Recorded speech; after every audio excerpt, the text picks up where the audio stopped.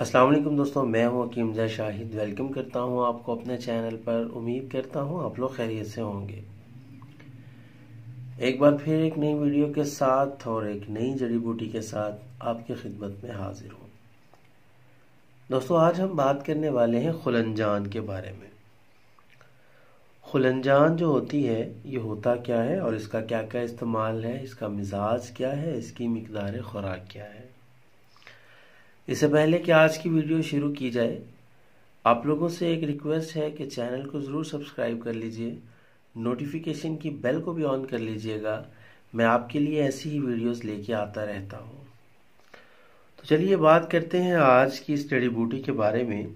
सबसे पहले अगर बात करें इसके नामों की, कुलंजन भी इसको कहते हैं और पान पाड़ इसको सिंधी में कहते हैं। सिंधी में और संस्कृत में इसको कुलंजन कहते हैं और तामिल ज़ुबान में इसको परतत्ती कहते हैं और बंगाली ज़ुबान में इसको कलेजन कहते हैं। ये होता क्या है तो जनाब, ये जड़ होती है एक पान की। पान का जो पत्ता होता है, जो कि इस्तेमाल किया जाता है बहुत ज़्यादा खाने में, उसकी ये जड़ होती है। अब बाहर से ये सुर्खी माइल होती है, जैसा आपको नज़र आ रहा है। ये बाहर से ऐसे सुर्खी माइल होती है और अंदर से ये हल्की जर्दी माइल, या आप इसे हल्का सा पीला पीला कह लें, ऑफ वाइट कह लें, तो ये इसका कलर होता है। अब बात कर लें अगर मिजाज की, तो गर्म खुश्क होती है ये दर्जा दोम में। गर्म और खुश्क होती है दर्जा दोम में। अब बात करते हैं इसके फ़वाइद की कि इससे क्या क्या फ़वाइद हासिल किए जा सकते हैं।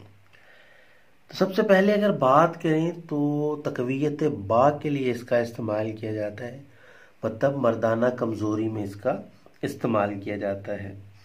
उसके अलावा ये मुकव्वी मैदा, मुकव्वी जिगर और बलगमी अमराज जो होते हैं उनके लिए बहुत ज़्यादा ज़बरदस्त है। मुख्तलिफ सफ़ूफ और माजूनात में इसको शामिल किया जाता है। एक और इसका बहुत अहम फ़ायदा है, जो जिन अफराद की ज़ुबान बोलते हुए अड़ती है, मतलब जिसको लुकनत कहते हैं, ये ज़्यादातर छोटे बच्चों में होता है, या मतलब 7 साल से पहले उनकी ज़ुबान ऐसी लुकनत का शिकार होती है। तो उनके लिए इसको बारीक पीसकर उसकी ज़ुबान पर मला जाता है, मतलब जो इस लुकनत का मरीज़ हो उसकी ज़ुबान पर इसको मला जाता है और उससे जो है ज़ुबान की लुकनत में बहुत तेज़ी के साथ फ़र्क पड़ना शुरू हो जाता है और पेशेंट ठीक हो जाता है। और बलगम को खारिज करती है और इसी वजह से इसको दमा में भी इस्तेमाल किया जाता है। आवाज़ के बैठ जाने में, जो कि बलगम की वजह से हो, उसमें भी इस्तेमाल किया जाता है और बलगमी खांसी में भी इसको इस्तेमाल किया जाता है। उसके अलावा अगर पेशाब बहुत ज़्यादा आ रहा हो, वहाँ भी इसको इस्तेमाल किया जाता है मुख्तलिफ मतलब के चीज़ों के साथ, सफ़ूफ में, माजून वगैरह में। अब जैसा मैंने आपको बताया, तकवीयत बा के लिए मुकव्वी बा है, मतलब कि मर्दाना ताकत के लिए इसको इस्तेमाल किया जाता है।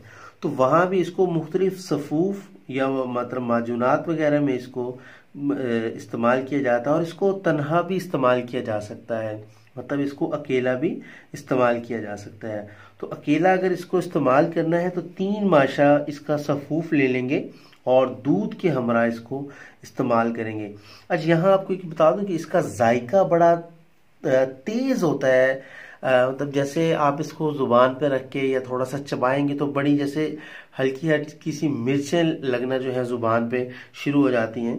तो ये थोड़ा सा एहतियात कीजिएगा, कहीं मतलब आप इसको इस्तेमाल करें और समझिए कि ये तो कुछ और है, तो इसका जायका इस किस्म का होता है। उसके अलावा अंतड़ियों में जो रीढ़ वगैरह फंस जाती है, पेट के दर्द वगैरह में भी इसको इस्तेमाल किया जाता है। और मुफर्रे कल्ब है, मतलब कि दिल के लिए बहुत ज़बरदस्त चीज़ है, दिल को फरहत बख्शता है ये। और इसको इस्तेमाल भी बहुत ज़्यादा किया जाता है, या तो मुफर्रे कल्ब मतलब दिल की ताकत के लिए, दिल की ताजगी के लिए, या तकवीयत बा के लिए। इन 2 जगह पे ही इसका ज़्यादा इस्तेमाल किया जाता है। अब यहाँ मैंने आपको इसके फ़वाइद बता दिए, तो हमेशा की तरह इसका एक नुकसान भी है, मतलब एक मुज़र है इसका, और वो है जी कि ये पेशाब को रोकता है। एक तो है कि एक मर्ज आदमी को कि पेशाब उसका बहुत ज़्यादा आ रहा है तो वहाँ तो ये फ़ायदा देगा, लेकिन एक ऐसा आदमी है जिसका पेशाब बिल्कुल ठीक है, आम रूटीन में इसको इस्तेमाल कर रहा है, तो पेशाब जो है ये रोक देगा। अब पेशाब जो रोकेगा तो इसका मुसले भी होगा, कि इसका मुसले क्या है कि इसको इस्तेमाल उसके साथ किया जाए तो वो बेहतर हो जाएगा। तो गोंद कतीरा, संदल, तबाशीर और अनीसू, ये 4 चीज़ें इसका मुसले हैं। मतलब इनमें से कोई भी अगर इसके साथ इस्तेमाल किया जाए तो इसके मुज़र असरात से बचा जा सकता है। अब बात कर लें अगर इसके बदल की, कि अगर आपको खुलंजा नहीं मिल रही या जड़ पान नहीं मुयस्सर, तो आप इसकी जगह पे क्या इस्तेमाल कर सकते हैं। तो दार चीनी जो है इसका बदल है, मतलब दार चीनी और ये एक दूसरे के बदल है। अब बात कर लेते हैं इसकी मिकदार खुराक की। तो 2 ग्राम से 3 ग्राम तक इसकी मिकदार खुराक है। तो उम्मीद करता हूँ आज की वीडियो भी पसंद आई होगी। दोस्तों अगर वीडियो पसंद आए तो लाइक ज़रूर किया करें, शेयर भी कर दिया करें, ताकि आपके साथ साथ दूसरों का भी फ़ायदा हो जाए। तो आज के लिए इतना ही था, मिलते हैं किसी अगली वीडियो में। हकीम जा शाहिद को इजाज़त दीजिए। अल्लाह हाफिज़।